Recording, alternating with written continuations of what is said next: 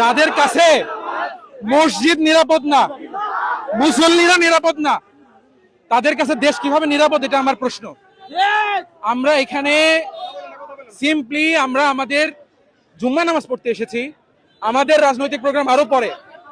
নামাজ পড়ে বের হওয়ার সময় শুধু হামলা করা হয়নি, মাথা ফাটিয়ে দেওয়া হয়েছে, হকি স্টিক দিয়ে মারা হচ্ছে অলরেডি। কেন মারা হবে এখানে হকি স্টিক কেন আসলো? এটা আইনমন্ত্রীর এলাকা, এটা অ্যাটর্নি জেনারেল এলাকা। তারা সংবিধান শেখায়, এটা কোন সংবিধানের নিয়মের মধ্যে পড়ে যে তারা গায়ে হাত তুলবে আমাদের? কেন? আমরা কি করতে আসছি? আমরা এখানে ভাই এখানে আসছে, ভাই জিনাদার এখানে, সে একটা অতিথি মানুষ, তারে আমরা সর্বোচ্চ এখানে সুরক্ষা দিব, সর্বোচ্চ অতিথি আপ্যায়ন করবো।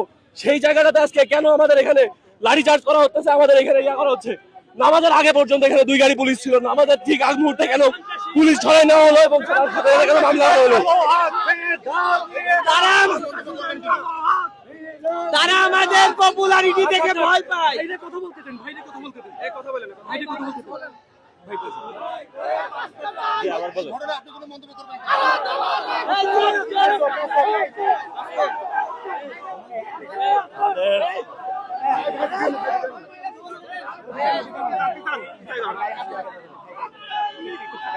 আমাদের আইনমন্ত্রী আসাদ ভাইয়ের নেতৃত্বে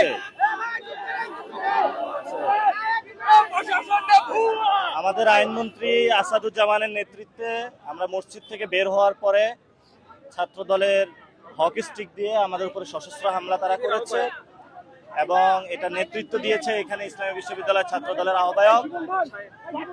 এবং আমরা মনে করি যে ডিরেক্টলি আইনমন্ত্রীর তত্ত্বাবধানে হয়েছে এবং আইনমন্ত্রীর বিচার একদিন আমরা ইনশাআল্লাহ করবো বাংলার মাটিতে।